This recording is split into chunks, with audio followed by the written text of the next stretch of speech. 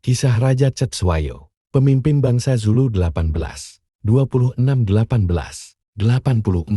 Masa kecil dan latar belakang. Cetshwayo lahir sekitar tahun 1826 di Kerajaan Zulu, wilayah yang sekarang termasuk bagian dari KwaZulu-Natal, Afrika Selatan. Ia adalah putra dari Raja Mpande Kasanzangahona, yang merupakan adik dari Raja Saka Zulu yang legendaris. Sebagai anak dari keluarga kerajaan, Cetshwayo dibesarkan dalam lingkungan yang syarat akan nilai-nilai militer, tradisi Zulu, serta politik kerajaan yang kompleks. Sejak kecil, Cetshwayo menunjukkan kecerdasan, ketegasan, dan kemampuan kepemimpinan yang kuat. Ia tumbuh dalam masa-masa pergolakan internal dan eksternal, di mana kerajaan Zulu harus menjaga stabilitas di tengah tekanan dari bangsa-bangsa Eropa, terutama Inggris. Naiknya ke tahta dan persaingan saudara, Raja Mpande memiliki banyak anak, dan Cetshwayo harus menghadapi konflik internal dalam keluarganya untuk mendapatkan pengakuan sebagai penerus tahta. Ia akhirnya mengalahkan saudara tirinya, Buazi, dalam sebuah pertempuran berdarah di Sungai Tugela, tahun 1856 yang dikenal sebagai Perang Donda Kusuka. Sekitar 20.000 orang tewas dalam perang ini. Kemenangan itu memperkuat posisinya, dan meski ayahnya masih hidup, Cetshwayo sudah mulai memimpin kerajaan secara de facto sejak tahun 1856, meski baru secara resmi dinobatkan sebagai raja pada 1 September 1873. Setelah kematian Mpande, kepemimpinan dan reformasi militer,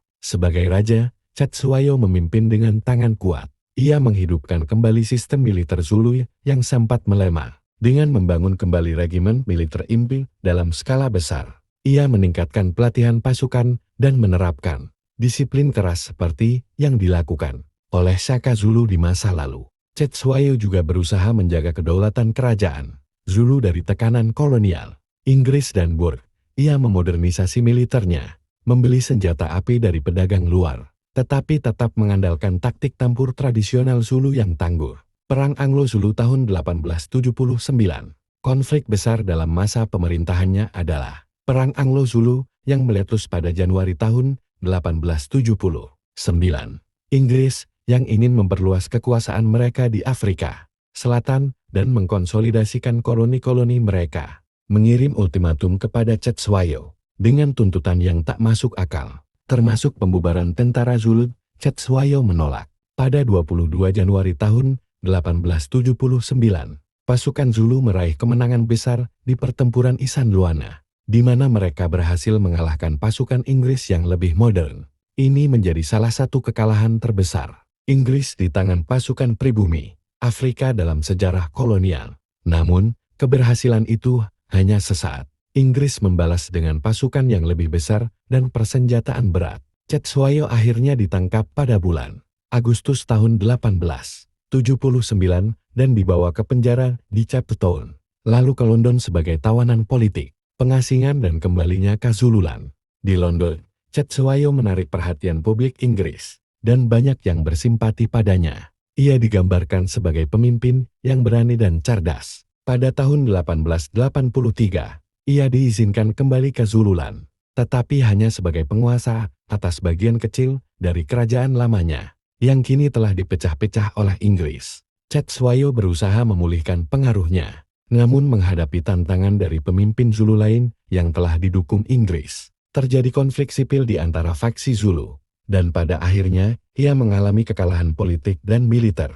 Akhir hayat dan warisan. Cetshwayo wafat secara mendadak pada 8 Februari tahun 1884, kemungkinan akibat serangan jantung atau diracun.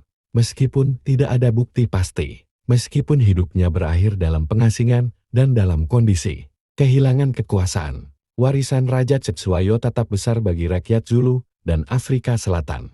Ia dikenang sebagai pemimpin yang berani melawan imperialisme, memperjuangkan martabat bangsanya, dan memperkuat identitas Zulu di masa-masa paling gelap. Peninggalan dan pengaruh. 1. Kebangkitan militer. Zulu di bawah kepemimpinannya menjadikan Zulu sebagai salah satu kerajaan terkuat di Afrika Selatan pada akhir abad ke-19.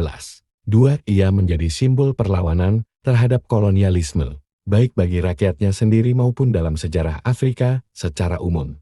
3 kisah perjuangannya diabadikan dalam sejarah dan budaya populer, termasuk dalam buku, film, dan pertunjukan teater. 4 keturunannya, termasuk cucunya Mangosuthu Buthelezi, memainkan peran penting dalam politik Afrika Selatan modern.